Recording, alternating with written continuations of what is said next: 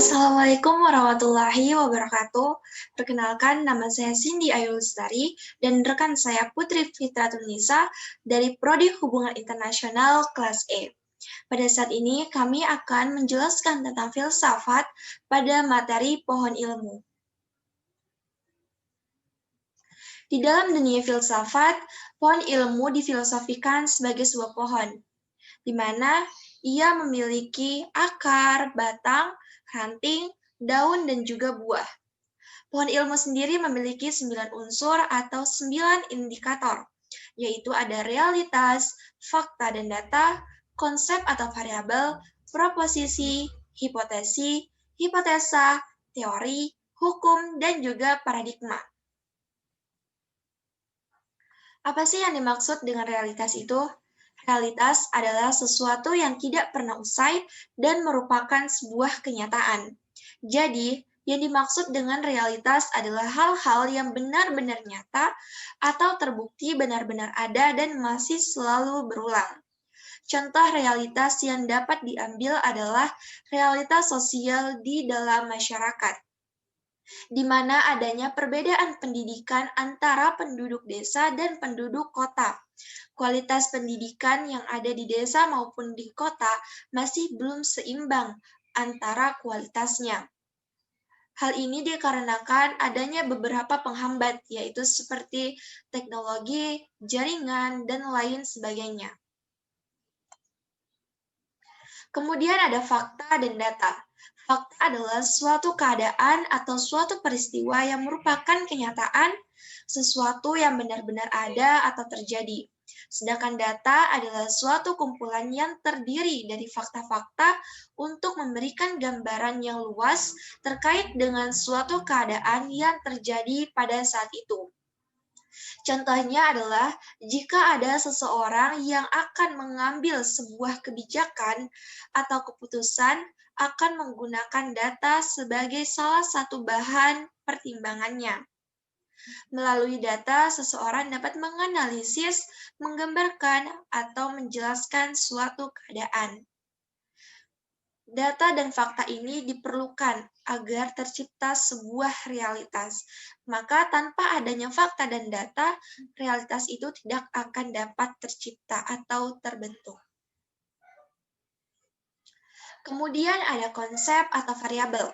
Konsep merupakan suatu representasi abstrak dan umum tentang sesuatu yang bertujuan menjelaskan suatu benda, gagasan, atau peristiwa.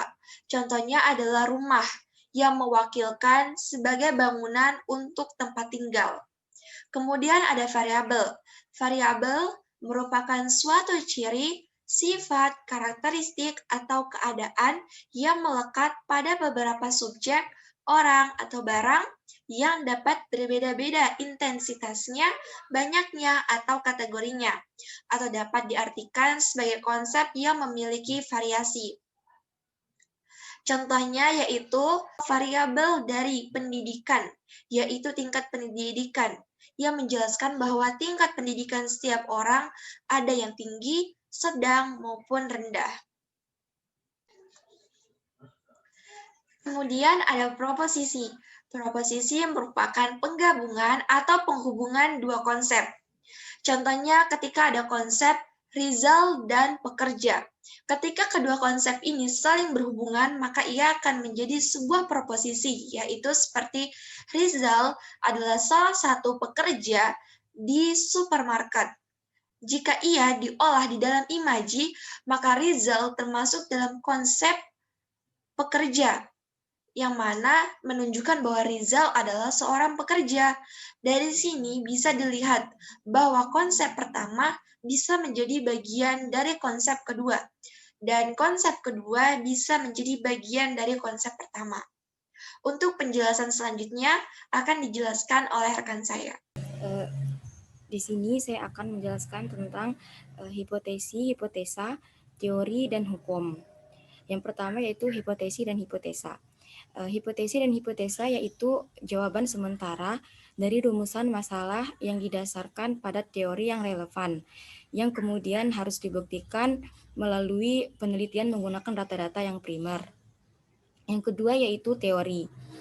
Teori merupakan hubungan antar konsep atau variabel yang berguna dalam menjelaskan fenomena.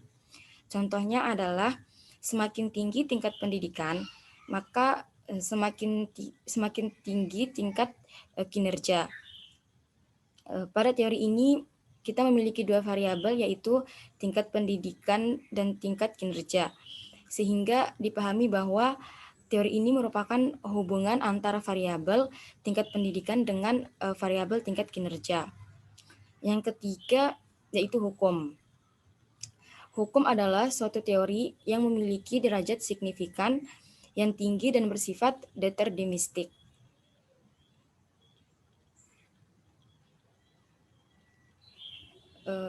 Yang terakhir yaitu paradigma. Paradigma merupakan asumsi yang terjadi pada suatu keadaan atau suatu berdasarkan apa yang ada di pikiran seseorang atau berdasarkan pendapat suatu pihak. Jadi dapat disimpulkan bahwa sering asumsi kita tidak sesuai dengan hal yang sebenarnya karena paradigma yang terapta hanya berdasarkan penilaian kita saja.